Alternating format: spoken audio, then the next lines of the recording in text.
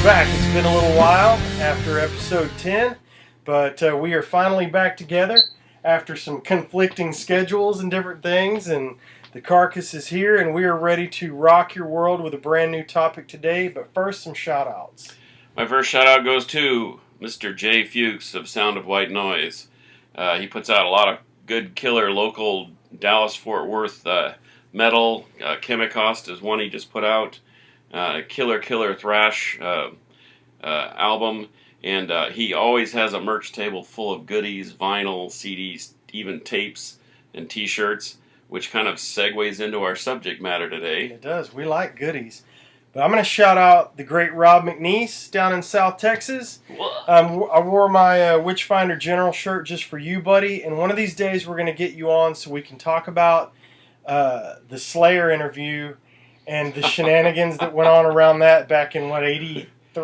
Ooh, 84-ish. Something like that. 4-ish, yeah. Anyway, Rob's got a great story, and so shout out to Rob McNeese, the great Nawabum metal guy down in South Texas. So our topic today, we're going to talk about what you want to see on the merch table. We've been to the merch table 1,000 times over the years at shows. The room here is filled with stuff I've bought off of merch tables.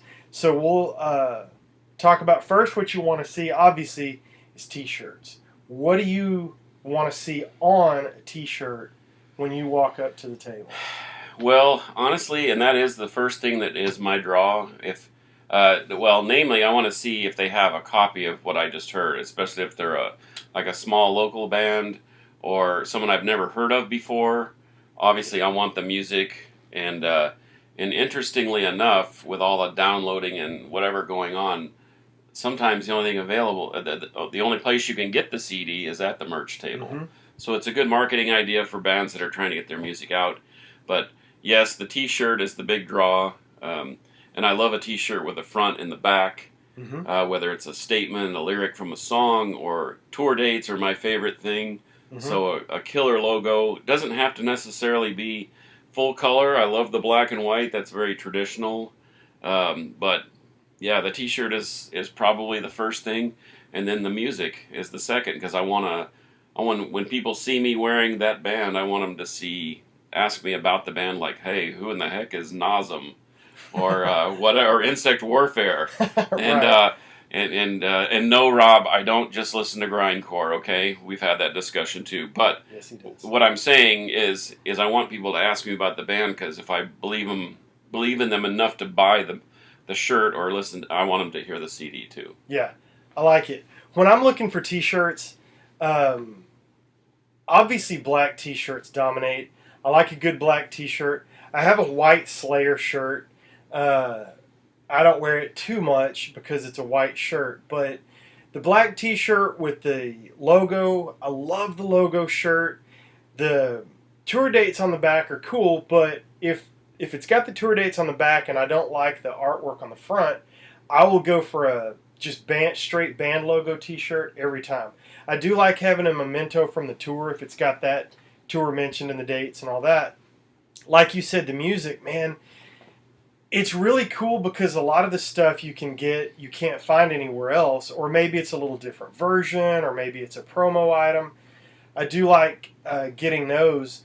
When we went and saw Hatchet a year or so ago, man, they had a great merch table. They had tons of stuff. They had pre-signed 8x10s, which honestly, I think that's a cool thing to do because it saves time and it's easy.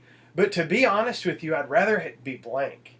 I'd rather them sign it as I'm there, and I'm sure they would personalize it. But man, they had vinyl and CDs. They had killer shirts, man.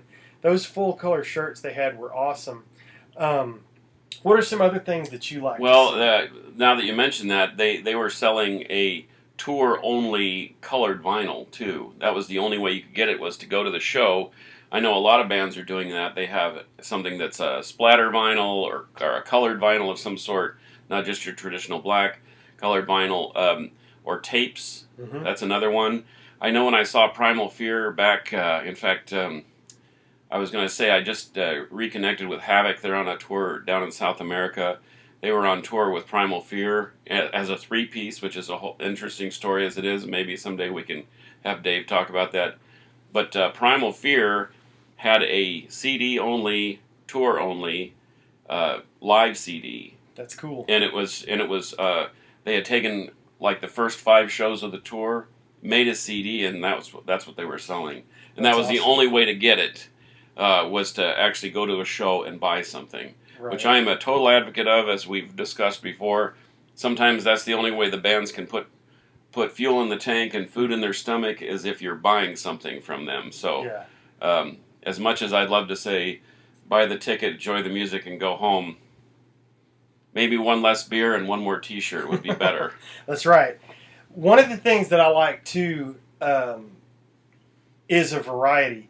I like the patches. I like the buttons.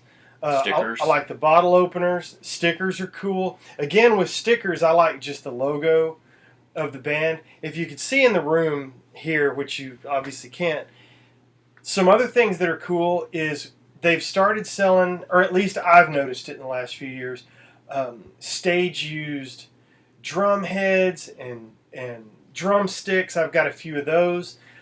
Some guitar picks. If you can catch one, that's great. If you can get one from the stage, that's awesome. But I like when they have those available too. And man, there's just so much stuff out there now. When I was at Slayer, I got a belt buckle. Man, there's just so much cool stuff. I think the thing that I buy the least probably would be stickers, and after that would probably be koozies. I see a lot of koozies out there, and I don't really buy koozies that much. I started buying koozies when, just because I thought they were different, and if I already had, like, it started with kind of with Dead Rising, a local band here that went on about 10 years, and then they've since retired, but they had given me a couple of koozies, and I thought these are kind of cool. And then the next time I saw them after their kind of hiatus, they had more koozies, and I thought, I'm going to buy one of those, because I had already purchased everything else. Right. So it was just another thing I could buy, and I didn't want sometimes when you give a band something, like I saw Cloudcatcher a couple weeks ago from Denver, Killer 3-piece rock and roll, masters of psychedelic rock, but I wanted to just give them something because I knew they were driving back to Denver the next day, but instead they felt like they needed to give me something. So they gave me a koozie and a pick and a sticker, which was cool. Right. And so I don't mind the koozie as much. I know that some bands even go so far as to have women's panties. Yeah. And I even have a funny story about Necrophagist, but we can save that for another day maybe. But anyway, I mean, I think that if there's a market, if you can figure out what the current market is, I mean, hoodies, jackets, all those are seasonal items, long sleeve shirts, which I really dig, but I don't buy that much of because we live in we live in hell. It's Texas. It's super hot most of the year. It's very metal here. But I see drumsticks. I see I see drum heads with the autographs on them. I think all those are kind of cool ideas. Glasses. I have like an angel etched glass that's signed by the band, which is really cool. Oh, cool. And so somebody was thinking outside the box, and in fact, our buddy Poser Mark found a guitar from Cinderella that was like a flat that had the CD in it that he got Tom Kiefer to sign, but it was something that was so limited that you had to go to a show to buy it, and he just happened to find it at Doc's Records on one trip up here. But that's cool. But anyway, I think merch is a great way to advertise, and people are paying you to advertise your product.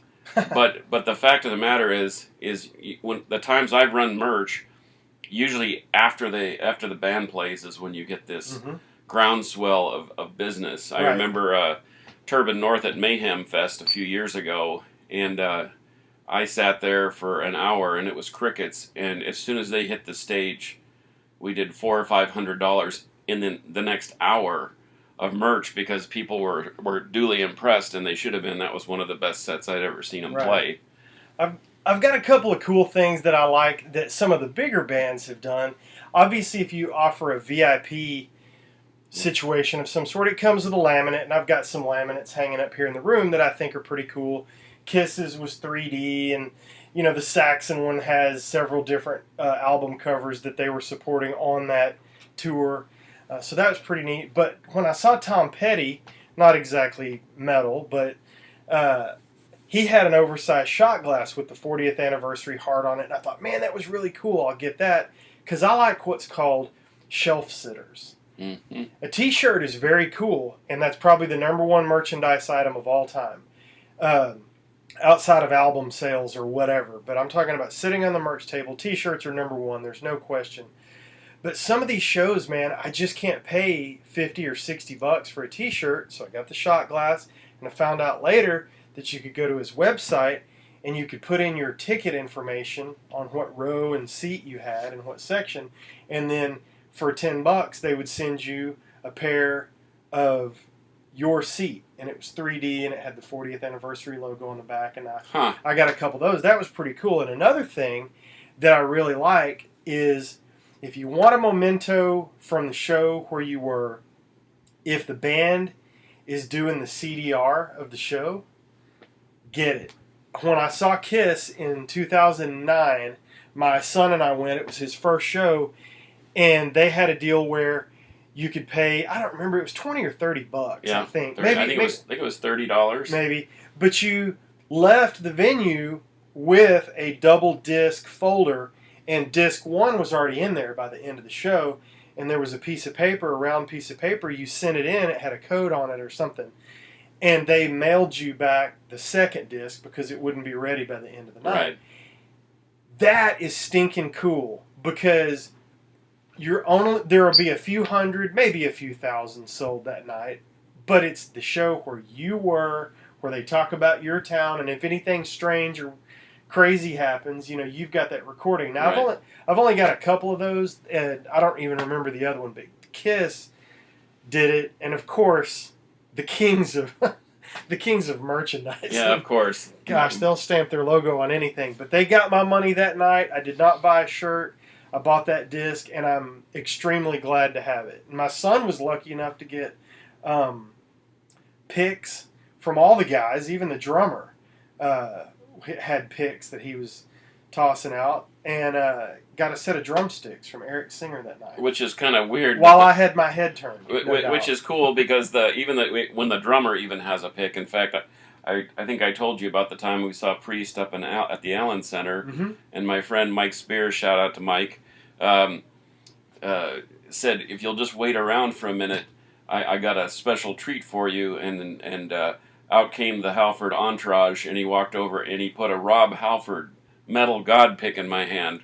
That's awesome. And automatically I had guys bidding on it, like it was some sort of an auction. Of course I'm not going to give that away, even though the guy next to me wanted to give me $300. No, it's not going to happen. That's my memento. So yeah. But getting back to your point on the shirts, I think I was telling you before we opened up the discussion here, I wasn't a big fan of Tesla till I saw them on Sunday, and with I talked him into it. with Joan Jett and Styx, and that's a whole different discussion. The new version of Styx, but I wasn't a real fan of them. I knew of them. I've heard the hit songs on the radio, whatever. But when I walked in and looked at the giant merch wall that they had there at the Toyota Music Pavilion, which is really an awesome place, which is kind of the new wave of what's happening. They have big and small venues all in the same area. But the Tesla t-shirt was so cool that I almost bought it blindly just to have it, because graphically, and I look at things differently because I guess I am sort of artistic. Not autistic like they'd say in New Jersey, but you're an artist. It's okay. I'm artistic, and but I almost bought it just purely on the graphic itself. And then after I heard them play, I thought, dang it, these guys are pretty good. I've been missing out. Mm-hmm. And so I went out and found Mechanical Resonance, and I had buyer's regret because I didn't actually pay $50 for a T-shirt. Yeah. And you were talking about buyer's regret at the merch table, Man, so maybe you could segue into that. I have had missed opportunity merch table regret, and so I'll tell a quick story. We did a Pantera episode a few episodes ago, and one of my merch table regrets was in 1988 up in Denison, Texas. I had a chance to buy an original Power Metal CD, and I didn't have $5 to get it, and I didn't get it. I should have begged. Did you have money for borrowed. beer though? I was 16. No, I was 18. All right. I didn't. No. We were not drinking. We were. That's the underage. worst reason not to buy merch. Well, I'm saving it for my last beer. No. You can get beer cheap. Buy a T-shirt. Yes. So I remember walking out the door past the merch table, and I don't remember anything else that was on the merch table. I really don't remember anything, but my memory is walking out and walking past, and they had a CD hanging on the wall somehow. I don't remember if it was in a long box or one of those clear plastic things, but I remember seeing it up there, $5, and I was so filled with regret. I walked away. There was nothing I could do. My buddy didn't have any cash. So 30 years later, You found one. I popped off on Facebook about a Power Metal cassette that I had just come across, which made the second one in my collection, and the Poser ended up with one of them. So I'm back to one. But anyway, my buddy Craig out in Vegas, Craig Small, chimes in on the thread and says, I have one.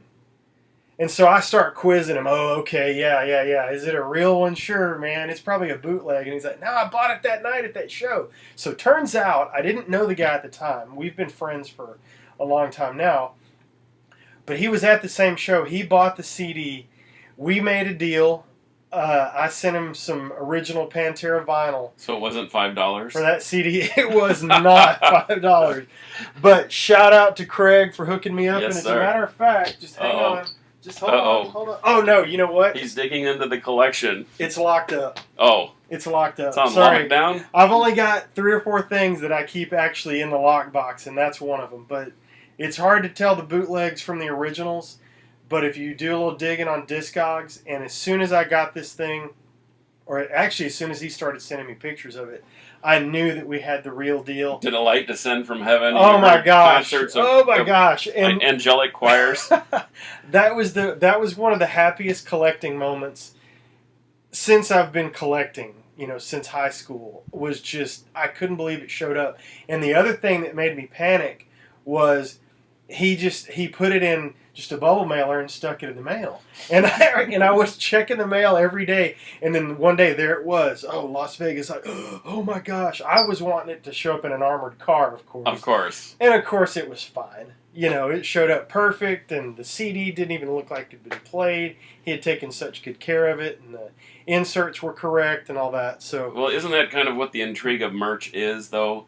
Is it means a lot to us, and what do they? I use the old adage from Indiana Jones.